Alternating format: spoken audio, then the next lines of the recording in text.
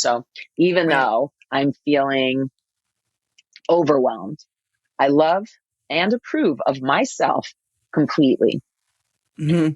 And it's that love and approval completely, even though ultimately with repetition, practice, consistency, will create neural pathways that allow for genuine self-love and acceptance. And it's until that point where I did the work to love me, even though Mm-hmm. anything that happened to me, anything I felt, anything I had chosen that maybe I wouldn't have chosen again in my life, despite Yeah. any of it, here right now, I love and approve of myself completely.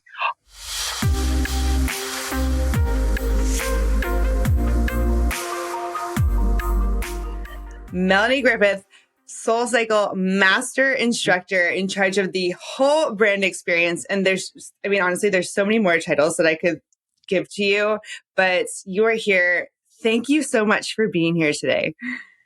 So happy to be here, Meg. Really. I'm excited anytime I get to spend time with you and talk. I know. I always love our moments together. I know you've been influential in my own experience from the employee side, of SoulCycle. So tell us a little bit more about your role, how you got here. What does brand experience actually mean? And why are you the perfect person for that? Um, Brand experience really just sort of means how are we all, particularly instructors, showing up in the best way possible to represent the mission and purpose of our brand. Mm-hmm. I am very loyal to sort of like the OG original vision of SoulCycle, that a company and an experience that began in 2006. I was an early adopter, one of the original riders for many, many years. And as Ultimate we have OG. ultimate OG, I am first rider Ultimate. that became an instructor, which is something I'm really super proud of. And I know that nothing stays static. I know that we can all be inspired by this foundational principle of what SoulCycle is about, this community uplifting experience. And like a garden of wildflowers, each one of our instructors is their own unique, authentic self. And that blending of who you are as a person, what motivates you, what you believe, and what SoulCycle stands for experientially, Mm-hmm.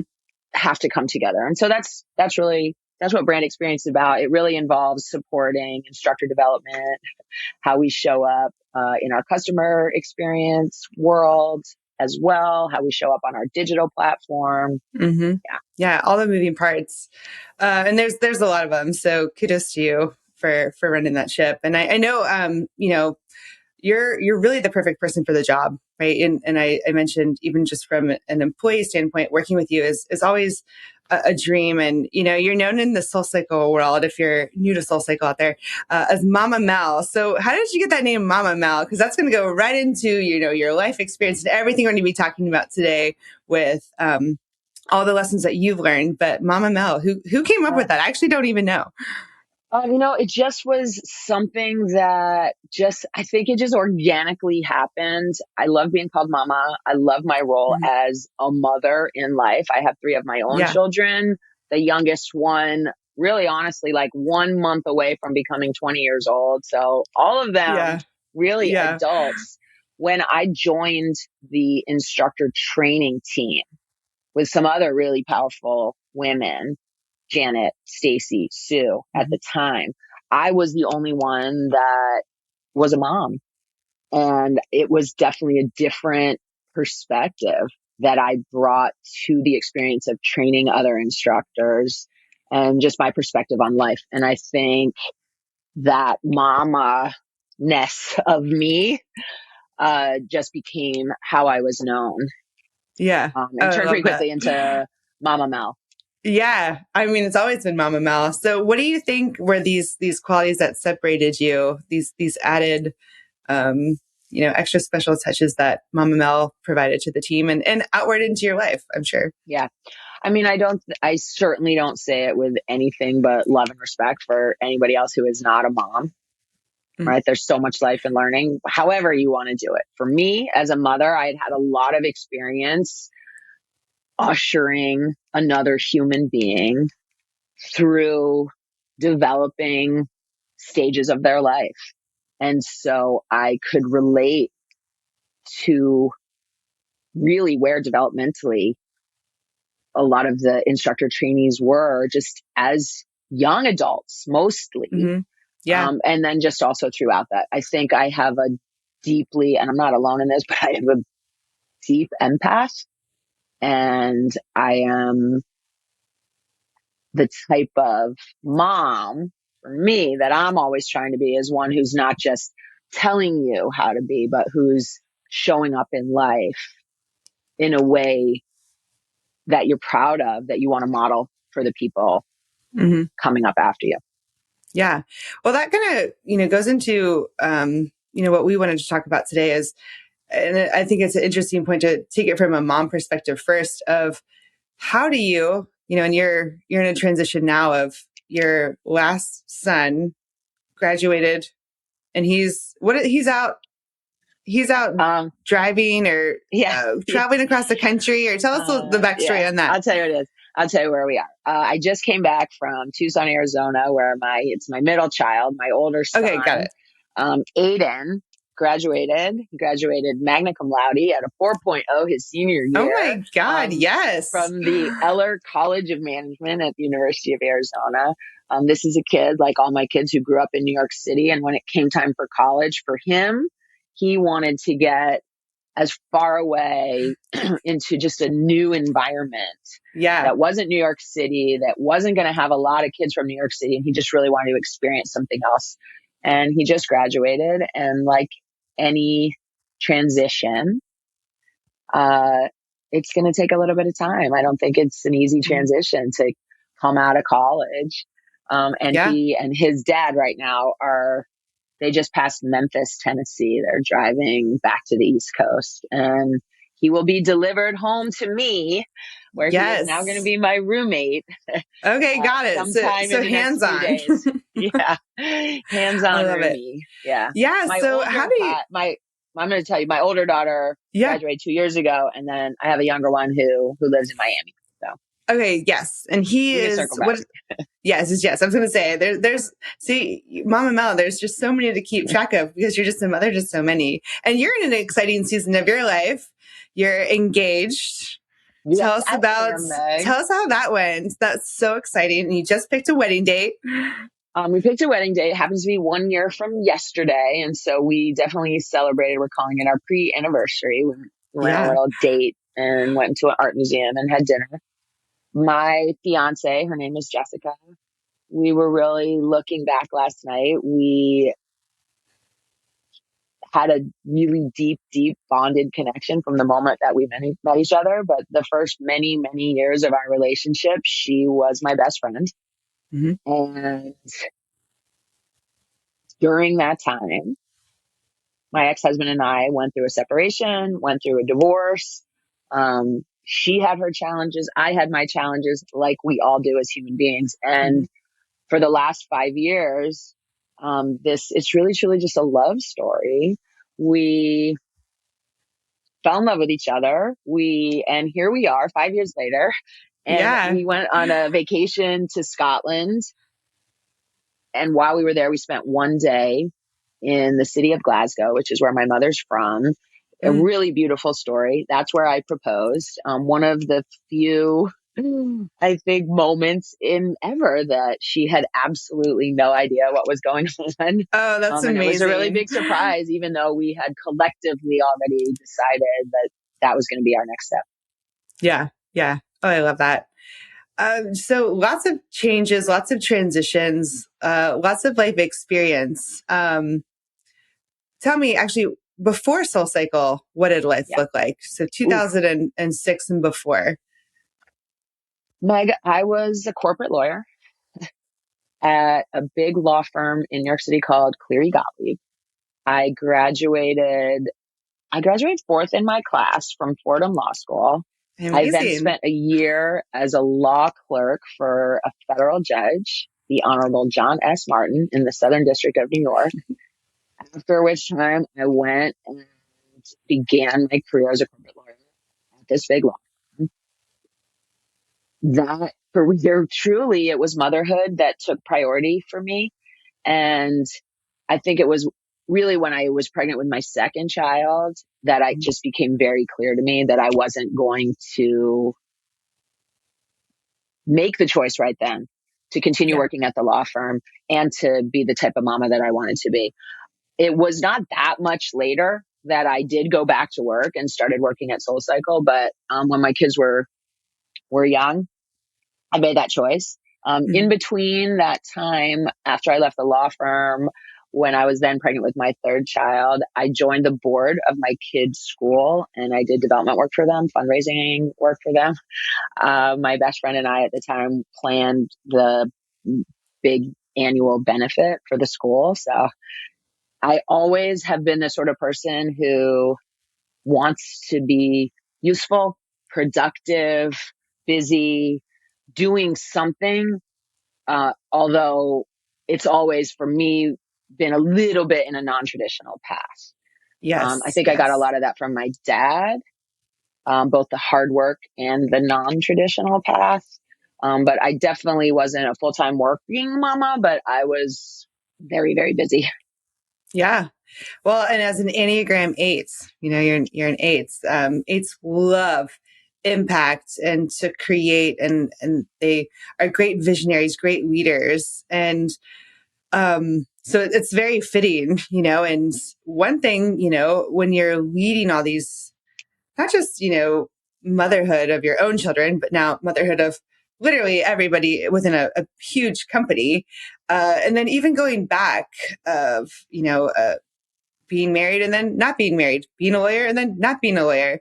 There's a lot of control that I feel can feel out of control, you know?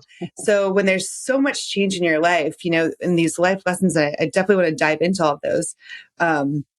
What has been this major theme for you of letting things go and allowing your life to happen? Because you end up in this beautiful spot where now you're engaged to the love of your life. Your children are Yeah. doing so well. But how did you get here? How did you alleviate all that control? Yeah.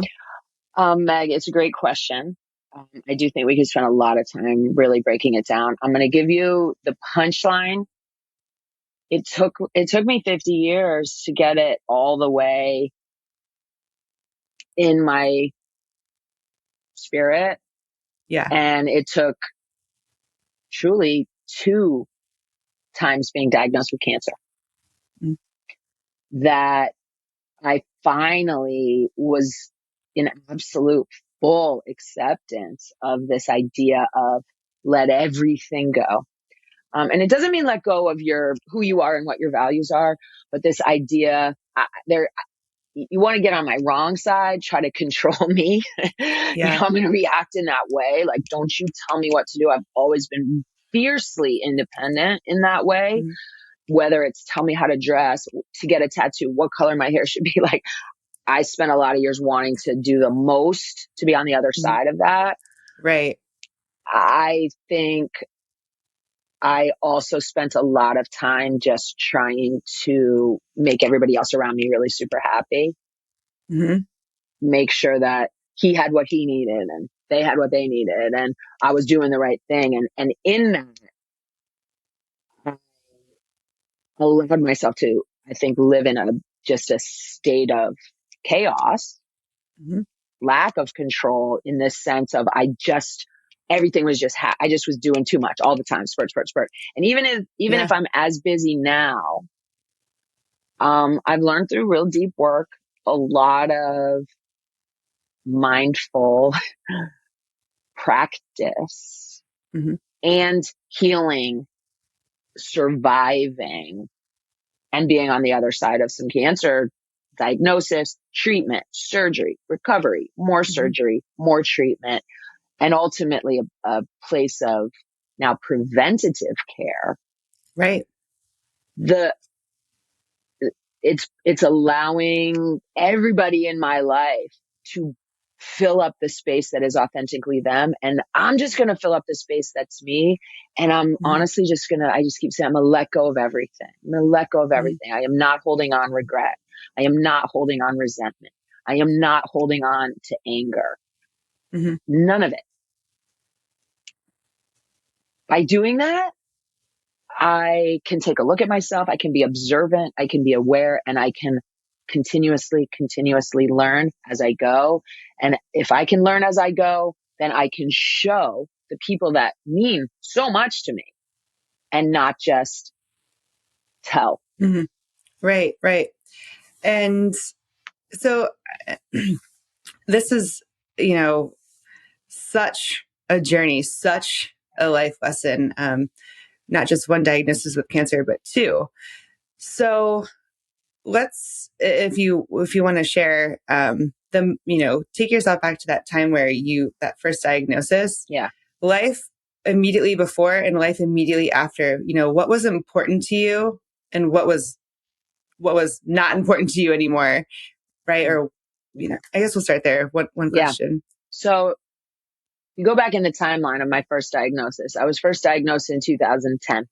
Soul Cycle opened in 2006. Mm-hmm. My youngest child was 3, and then 5, and then 7.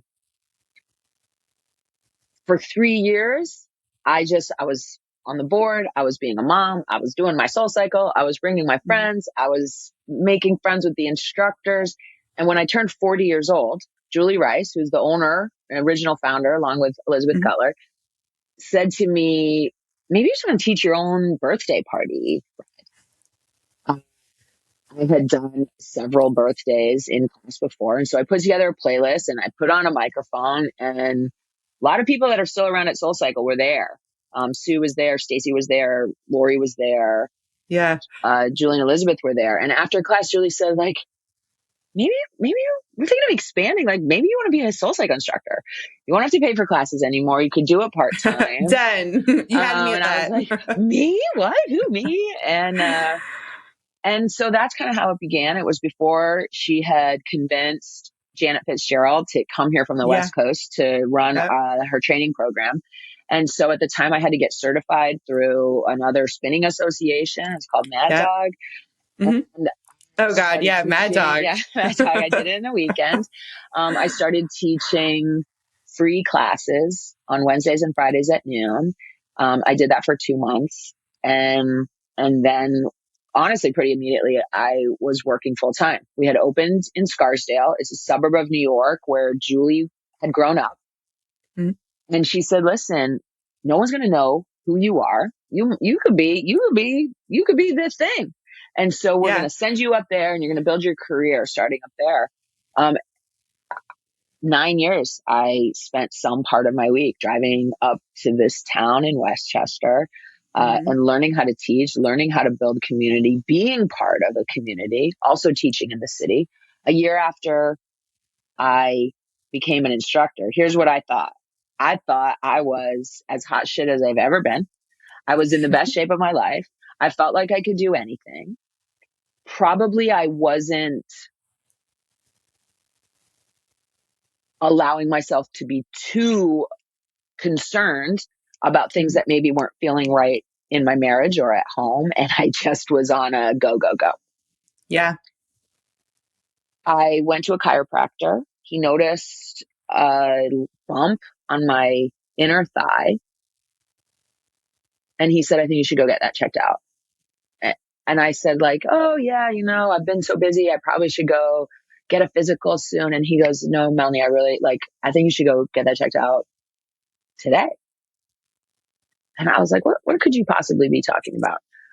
Yeah. And so it really was a matter of days only from that moment through my gynecologist, talked to somebody she knew, got me an appointment, did a biopsy.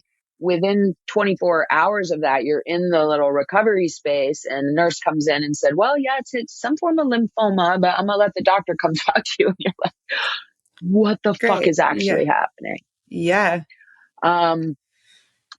I immediately I think I spent 12 hours in rage, despair, Mm-hmm. rebellion. I think I went into Central Park. I bought a pack of cigarettes and like smoked cigarettes, drank Diet Coke.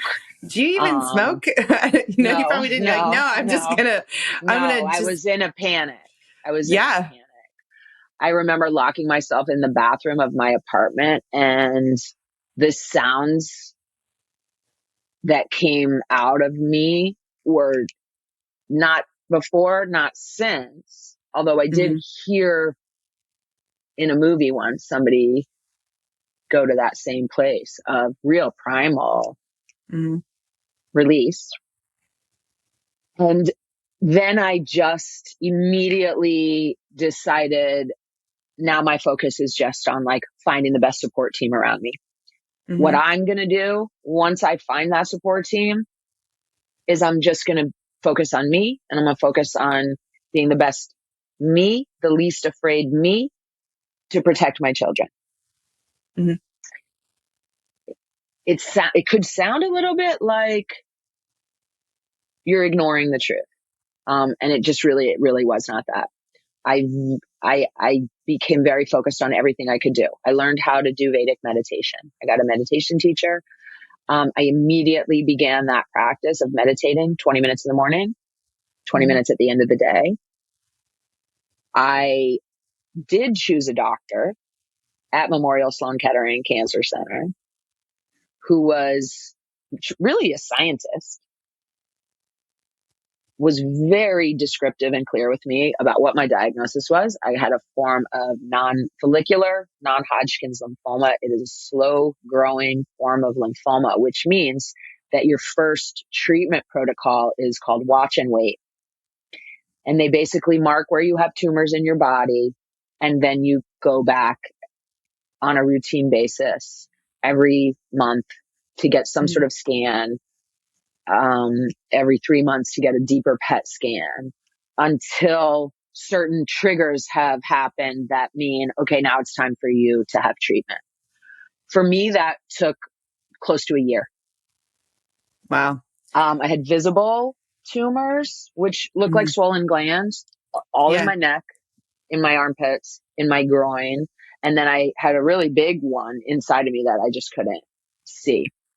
Yeah. And it was in May of the following year that the doctor said, okay, now's the time. We're going to start the treatment. And I knew the treatment for this type of lymphoma was going to be big. It was going to have big impact on my Mm-hmm. body in all the ways.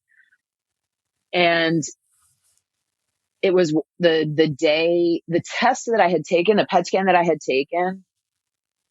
It takes some amount of time till the next day, a couple of days before they give you a result. But I was sitting in the waiting room and I was looking through a magazine, and I remember seeing a picture of somebody with short, straight blonde hair. And at the time, like I had this hair, it was probably a little less bright blonde. And I just decided I was going to cut my hair short. And I left the PET scan and I went to my guy, actually Lori Cole, who's still an instructor here. We had the same haircut Mm-hmm. person, Matt. She had taken me to him to get a blowout after I had been diagnosed, just to kind of like help me feel Yeah. something, Self-care and mm-hmm. feel good. And so I went, and that day he took this hair, curly, curly, curly, like big hair, and he just chopped it down. And it kind of became my superhero hair. I had that Mm-hmm. hair, that style of hair for almost a decade following. And uh, the day after that my hair was cut, they said, yeah, you're going to have to start treatment. Mm-hmm. And there we go. So immediately before the diagnosis, come at me, world. I could do anything. Yeah. Immediately after the diagnosis, panic, rebellion, fuck it up energy, and then resolve. Mm-hmm. And the 10 months of resolve prepared me for the ultimate moment of treatment. I'm not the only person that's ever been through treatment. For me, I could talk to you all day long, Meg, about who has it worse than me. I Mm-hmm. am deep, deep in my gratitude, and I have always been for a really long time. Every time I wanted to be grateful for my care, for my doctors, for the nurses who were there, for the people that invented the treatment, for my Mm-hmm. body for accepting the drugs, for my veins, for the, like, I could go on forever. Mm-hmm. And those 4 months of treatment, the path of what it feels like to have your gorgeous hair start to fall out. I shaved Yeah. my head bald, um, immediately within the first few days of my hair falling out. I could have lasted months longer with hiding Yeah. it. But it was just not a feeling I wanted to have. So life before, life after, everything after set me up for who I am now. And who I am now is exactly who I'm meant to be. There is not Mm-hmm. one thing that happened in my life that I am not grateful for, that I did not learn profoundly from. I don't know, Meg, if I could have learned Mm-hmm. these lessons without it. Probably. Yeah. I Yeah. probably could have, but that's not my life. And I honestly spent zero amount of time thinking about that. Mm-hmm. That's my way. Yeah. Well, first of all, thank you for sharing that. Yeah. Yeah.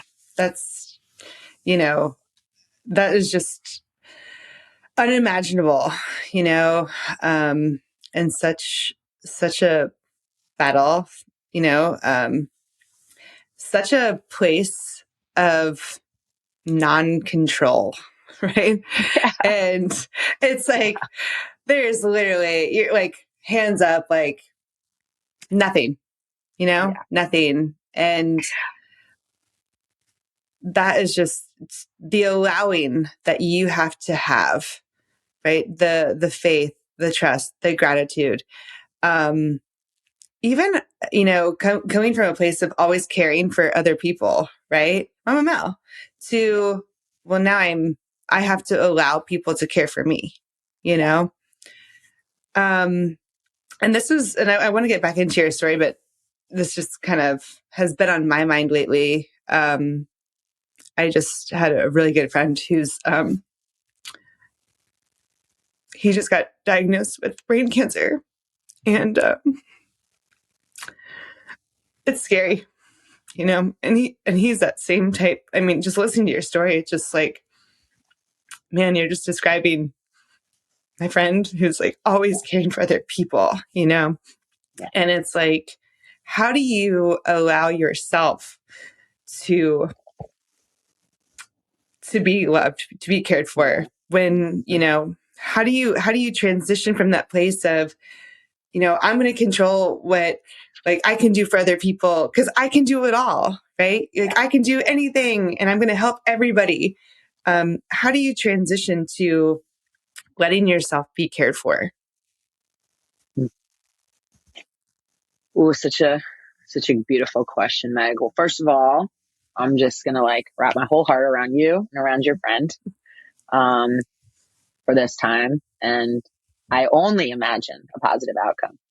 That's all. That's Yeah. the only thing that my brain will go to is a positive outcome, and all the incredible learning that he and you and his whole community are going to have. That's what I'm going to put out in the Mm-hmm. manifestation. Yeah, of Um, course. I think there is no easy answer. It took a lot of work to actually, and not just verbally, embody self-love. Mm-hmm. I had gotten, for whatever reason, not without blame. I'm not saying it without blame. It's just circumstance. Um, Wanted to be bold, but always actually kind of putting myself in the back seat. Mm-hmm. And then being like, I'm fine. It's cool. I'm fine. I'm fine. And even though I don't want to, so it's not a great thing to admit, like, am I keeping score of all the stuff I'm taking? I probably was, even though I wasn't actively, you know, saying it. I think Mm-hmm. somehow there's some, I don't know, is it martyrdom, or it's kind of like, I'm fine. I'm fine. In some way dulling my individuality and my impact truly for being most embodied in myself. And I had it's I say it like this sometimes. I had written an essay about it. I had a therapist, and I kind of put it in quotes, and I'm not sure that I'm putting it in quotes to honor his work or to honor a therapist's career path, because he Mm-hmm. wasn't technically, but he was a neuroscientist, um, a Buddhist thinker, Mm-hmm. um, and he believed a lot in biofeedback. And so for 7 years, I had an ongoing coaching relationship with him. His name was Steve. And we did a lot of, of real neuroscience brain training, Mm-hmm. including really simple mantra work of self-love and approval. So even Right. though I'm feeling overwhelmed, I love and approve of myself completely. Mm-hmm. And it's that love and approval completely, even though ultimately with repetition, practice, consistency, will Mm-hmm. create neural pathways that allow for genuine self-love and acceptance. And it's until that point where I did the work to love me, even though Mm-hmm. anything that happened to me, anything I felt, anything I had chosen that maybe I wouldn't have chosen again in my life, despite Yeah. any of it, here right now, I love and approve of myself completely. That willingness to do the work to get there is the Mm-hmm. only thing that really genuinely allowed me to have real, meaningful, long lasting, forever connection and love, and allowed myself to just be here Yeah. now. Right. Yeah. And that, I mean, I would love for people to, that's a beautiful practice. Yeah. And you don't have to wait until something big and huge and traumatic where, grief stricken happens in your life. I, you know, I wonder why people, there's these big aha moments when it comes to like life changing, um, I mean, I've had the same similar experiences. Just like when something big happens, you get Yeah. these aha moments, and it's just Yeah. like it causes you to allow the present moment, right? Yeah. Versus trying to control what already has been or control what hasn't happened yet.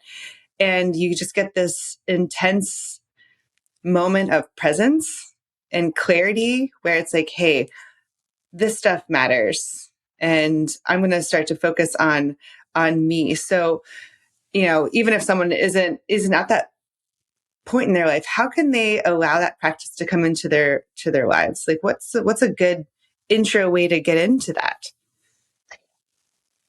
It's a great question. I honestly think doing anything, if the focus is to be mindful, present, and kind to yourself, any Mm-hmm. sort of practice of that is going to be beneficial, right? Mm-hmm. To me, a starting point, sometimes I'll think about it. For example, I have had to work and learn and listen how to best interact and communicate with each of my three children, right? Mm-hmm. That's one. I have to do that for everybody that I'm in regular communication with, because we each come Mm-hmm. with our own thing. Right. And I was talking to my son on the phone the other day, my youngest son. He has moments where he wants to share. He has moments where you might bring up a topic and like, know that now he's shut down. And what I have learned myself into doing as a mother and therefore coach in some way of him Mm-hmm. is to help him come out of his own body, observe himself, Mm-hmm. and then just go like, oh, okay, that's what happened.